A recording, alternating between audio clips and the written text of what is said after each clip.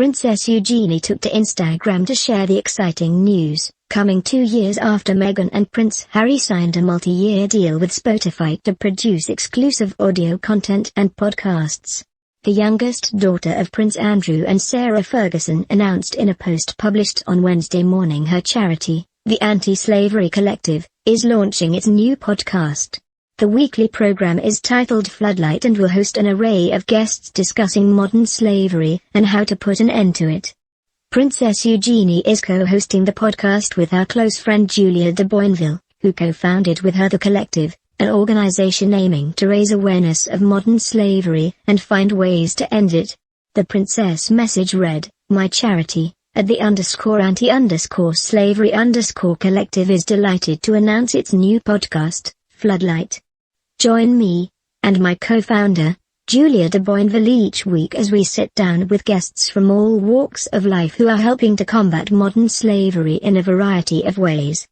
From lawmakers and company leaders to famous activists, survivors and journalists, Floodlight shows you just how prominent modern slavery is and that we can all do something about it. We want to thank all our guests for joining us, as well as at StackPod for making this project come to life. It is available anywhere you listen to podcasts, just search Floodlight or follow the link in my bio to listen now." Eugenie also shared a promotional picture for the podcast, showing herself and Ems de Boinville.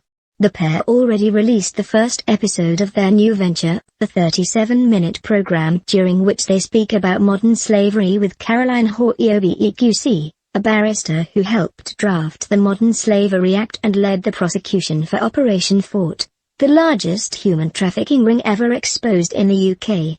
Princess Eugenie isn't the first member of the royal family to host a podcast. In December 2020, Meghan and Prince Harry led a holiday special episode, shortly after it was announced they had signed a deal with Spotify. During the special episode, the couple reflected on 2020 and hosted an array of guests, including comedian James Corden and singer Sir Elton John. Don't miss British public don't want the milady see on Meghan and Harry, report, royal poll, should Thomas Markle be welcomed to UK? Poll, Queen's right-hand woman part of cruel bid to put Meghan in place, insight. Several months later, on March 24, the Sussex's audio production company, Archel Audio, announced the Duchess is to lead a new podcast, called Archetypes. The program aims at investigating the labels and stereotypes manufactured to try to hold women back. Archetypes will launch this summer and is to feature uncensored conversations on the topic. In a teaser trailer released last month, Meghan can be heard saying, "This is Archetypes, the podcast where we dissect, explore, and subvert the labels that try to hold women back. I'll have conversations with women who know all too well how these typecasts shape our narratives. And I'll talk to historians to understand how we even got here in the first place."